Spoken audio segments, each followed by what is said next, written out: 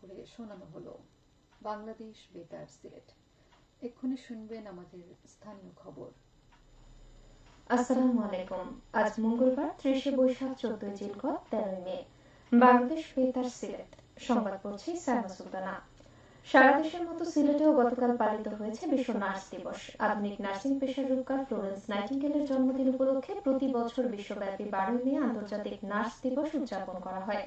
যাদের সেবা ছাড়া একজন রোগীর সুস্থ হয়ে ওঠা কঠিন, তিনি হলেন নার্স, একজন সেবিকা। তাদের সম্মান জানিয়ে পালন করা হয় আন্তর্জাতিক নার্স দিবস। দিবসটি উপলক্ষে র্যালি ও আলোচনা সভা অনুষ্ঠিত হয়েছে মৌলভীবাজারে। সিভিল সার্জন অফিস প্রাঙ্গণ থেকে বের করা হয় র্যালি, পরে ইপিআই সেন্টারে অনুষ্ঠিত হয় আলোচনা সভা। এতে প্রধান অতিথি ছিলেন ভারপ্রাপ্ত জেলা সিভিল সার্জন বর্ণালী দাস। সভায় সরকারি বেসরকারি হাসপাতাল ও ক্লিনিকের ডাক্তার, নার্স ও নার্সিং শিক্ষার্থী, জনপ্রতিনিধিগণ উপস্থিত ছিলেন। স্বাস্থ্য অধিদপ্তর ও জেলা নার্সিং ইনস্টিটিউট যৌথভাবে এর আয়োজন করে। পবিত্র ঈদুল আজহা উপলক্ষে ট্রেনের অগ্রিম টিকিট বিক্রির সিদ্ধান্ত নিয়েছে বাংলাদেশ রেলওয়ে কর্তৃপক্ষ। এবার ঈদের আগে বিশেষ ব্যবস্থায় 7 দিনের আন্তনগর ট্রেনের টিকিট বিক্রি করবে। টিকিট বিক্রি শুরু হবে চলতি মাসের 21 তারিখ। যাত্রীদের সুবিধার্থে এবারও শতভাগ আসন অনলাইনে বিক্রি করা হবে। গতকাল রাজধানীর বিদ্যুৎ ভবনে আয়োজিত অংশীজন সভায় এসব তথ্য জানান রেলপথ মন্ত্রণালয়ের সচিব মোহাম্মদ ফাহিমুল ইসলাম। সভায় জানানো হয়, আগামী 31 মে থেকে ঈদ যাত্রা শুরু হবে। টিকিট বিক্রি শুরু হবে 10 দিন আগে। রেলওয়ে সিদ্ধান্ত অনুযায়ী পশ্চিমাঞ্চলে চলাচল করার সব আন্তনগর ট্রেনের টিকিট বিক্রি শুরু হবে সকাল 8টায়, আর পূর্বাঞ্চলে চলাচল করা সব ট্রেনের টিকিট বিক্রি বেলা 2টায় শুরু হবে। আসন্ন ঈদুল আজহায় যাত্রীদের যাতায়াত নির্বিঘ্ন করতে ঈদের আগে ও পরে 3 দিন করে 6 দিন মহাসড়কে ট্রাক, কাভার্ড ভ্যান ও লরি চলাচল বন্ধ থাকবে বলে জানিয়েছেন রেলপথ মন্ত্রণালয়ের উপদেষ্টা মোহাম্মদ ফজলুল কবির খান। তবে গরু ও জরুরি পণ্যবাহী যানবাহন এর আওতার বাইরে থাকবে। গতকাল রাজধানীর বিদ্যুৎ ভবনে আয়োজিত অংশীজন সভা শেষে সাংবাদিকদের এসব কথা বলেন উপদেষ্টা বলেন, ঈদের 6 দিন ট্রাক, কাভার্ড ভ্যান ও লরি চলাচলে নিষেধাজ্ঞা থাকবে। তবে গরুবাহী যান, নিত্য প্রয়োজনীয় খাদ্যপণ্য, পচনশীল দ্রব্য, ঔষধ, গার্মেন্টস পণ্য, সার ও জ্বালানি বহনকারী পরিবহন নিষেধাজ্ঞার বাইরে থাকবে। সুনির্দিষ্ট সীমানা নির্ধারণ করে পশুর হাট বসানো হবে এবং তা কঠোরভাবে মনিটরিং করা হবে। তিনি বলেন, যাত্রীদের কাছ থেকে অতিরিক্ত ভাড়া আদায় রোধে মনিটরিং টিম কাজ করবে। চাঁদাবাজি বন্ধে সর্বাত্মক চেষ্টা করা হবে এবং মহাসড়কে পুলিশের নজরদারি বাড়ানোর নির্দেশ দেওয়া হয়েছে।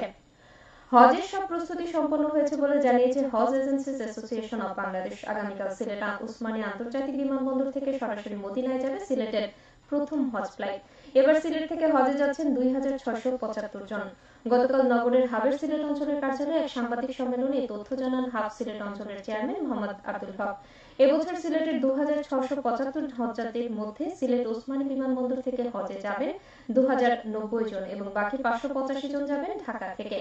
আগামী 14 মের পরে 23, 25, 26 ও 29 মে সিলেট থেকে আরো 4টি ফ্লাইট সিলেট থেকে হজযাত্রীদের নিয়ে জেদ্দা যাবে।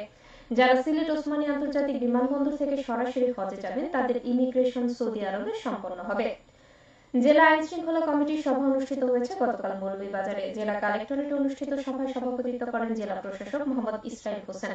সভায় আসন্ন ঈদুল আজহাকে সামনে রেখে কুরবানির হাট, শপিং মল ও অভিজাত দোকানগুলোতে বিশেষ নিরাপত্তা ব্যবস্থা, জেলা শহর সহ উপজেলা শহরগুলোতে যানজট নিরসন, সন্ত্রাস, মাদক, চোরাচালান, নারী ও শিশু নির্যাতন রোধে জেলার আইন শৃঙ্খলা রক্ষাকারী বাহিনী সহ সবাইকে আরো দায়িত্বশীল ভূমিকা পালনের আহ্বান জানানো হয়। এতে জেলা কমিটির সব সদস্য উপস্থিত ছিলেন। জেলা প্রশাসন এর আয়োজন করে। হবিগঞ্জের লাখাই উপজেলার সুজনপুর গ্রামে বজ্রপাতে এক ব্যক্তি নিহত হয়েছেন। গতকাল সকালে স্থানীয় মাঠ থেকে গরু আনতে গেলে তিনি বজ্রপাতে মারা যান। তিনি লাখাই ইউনিয়নের বাসিন্দা। খেলার খবর, ক্রিকেট। সিলেট জেলা স্টেডিয়ামে ডিএসএ কাপ টি20 টুর্নামেন্টের গতকালের 2টি ম্যাচের বৃষ্টির কারণে পরিত্যক্ত ঘোষণা করা হয়েছে। ফলে প্রত্যেকটি দল একটি করে পয়েন্ট পেয়েছে। আজ একই ভেন্যুতে প্রথম ম্যাচে পদ্মা প্লাটুন ও যমুনা ওয়ারিয়র্স এবং দ্বিতীয় ম্যাচে সুরমা গ্ল্যাডিয়েটর্স ও মেঘনা সুপার জায়ান্টস পরস্পর মোকাবেলা করবে। সবশেষে আবহাওয়া।